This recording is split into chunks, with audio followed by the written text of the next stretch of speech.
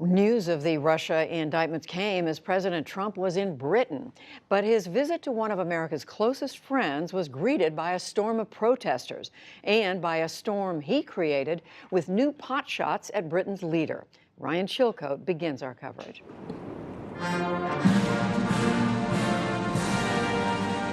This was the picture President Trump had long sought, an audience with Queen Elizabeth. Military honor guard standing at attention at Windsor Castle, followed by tea with the 92-year-old monarch.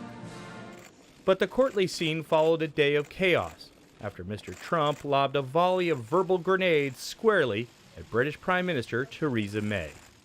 In an interview conducted with the Sun tabloid before he arrived, the president said May botched Britain's leaving the European Union, and he warned that's endangered a potential trade deal with the United States.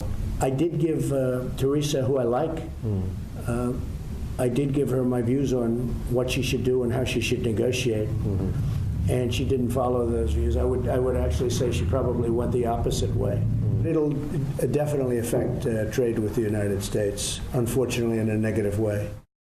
The broadside struck a prime minister already weakened by resignations from her government this week over Brexit. Mr. Trump even praised one of those who quit, former Foreign Secretary Boris Johnson, as a potential prime minister. He said to covet the job.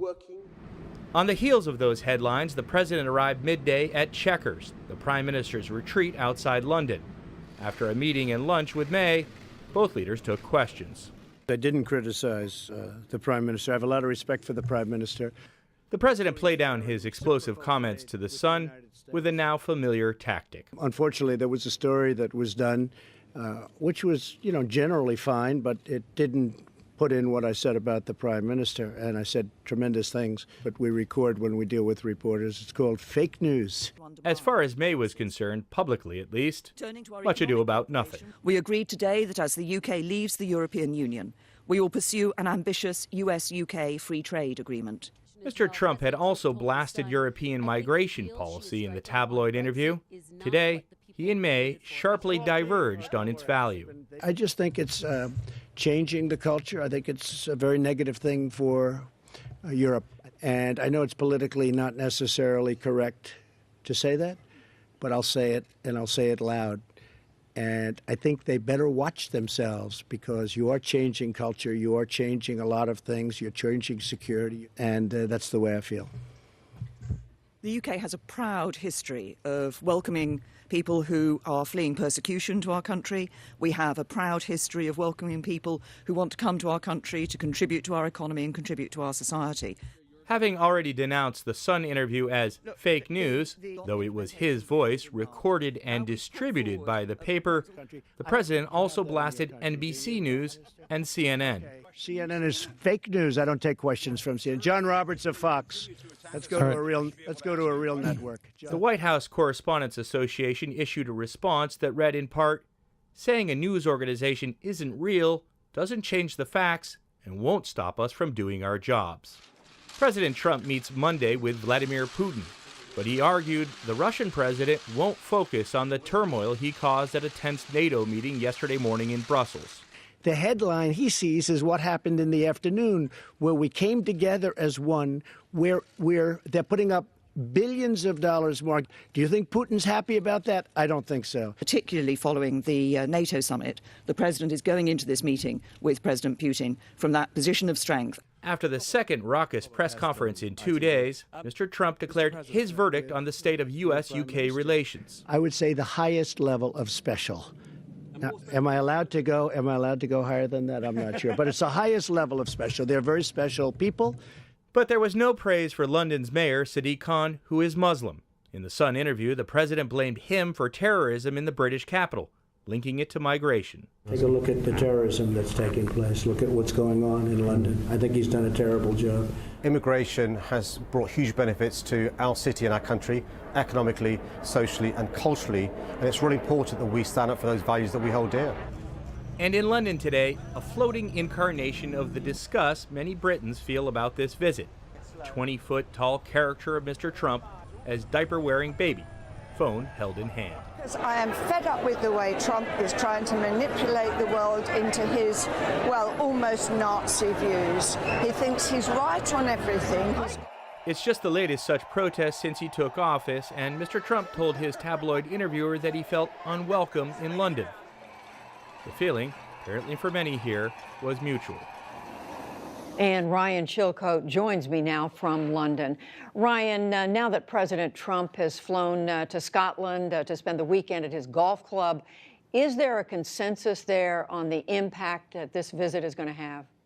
Look, I think from the Prime Minister's perspective, this was probably a worst-case scenario. While Theresa may not have expected the president to support publicly her path that she's chosen for taking the United Kingdom out of the European Union, the so-called soft Brexit, she definitely would have been looking for him to very publicly endorse the idea that once the UK leaves the European Union, its biggest trade partner, it can definitely have a very solid trade relationship and trade deal, free trade deal with the United States. The question is, what kind of influence does President Trump have here in the UK? You know, he undermined the Prime Minister, you could say, but will he really change the political landscape when it comes to the almost existential question of how the UK exits the European Union? And I think the answer to that is maybe not so much, because after all, if you think about it, a lot of the people that support a real hard break, the UK making a hard break with the European Union, members of the Conservative Party in this country, well, they're actually, politically speaking, a bit further to the left than, say, the Republicans in the United States. In many ways, they're more like the Democrats in the United States. Yes, he'll embolden the marginal powers in the UK, the people that aren't in the Houses of Parliament and the government, the seat of power behind me here, but it's not entirely clear that he's going to be able to bring down the Prime Minister with that interview that he gave before he arrived here, or that he's really going to be able to change the course of how this country exits the European Union. And Ryan, is it fair to say Europeans see a difference in the president's approach to foreign policy this year versus last year? You know, I think that what they have found is that his approach to foreign policy is quite similar. Last year, of course, they were a little bit surprised. I think they're less surprised now. And I think the takeaway here is tactically, they believe that the president, when he is speaking publicly, thinks it's appropriate and effective to publicly criticize others, even allies, whether they're allies at NATO or here in the UK, the Prime Minister's government, while playing nice and saying nice things at the same time. They've sort of decided that, or learned that that is how he operates.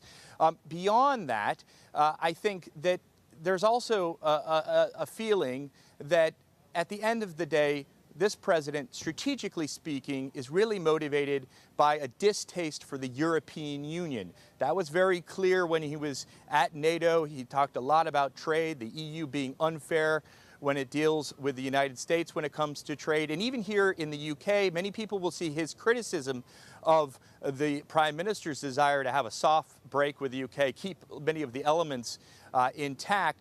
Many people will see that as, well, that's really because he just wants to make the EU weaker. Ryan Chilcote covering it all for us from London. Thank you, Ryan. Thank you, Judy.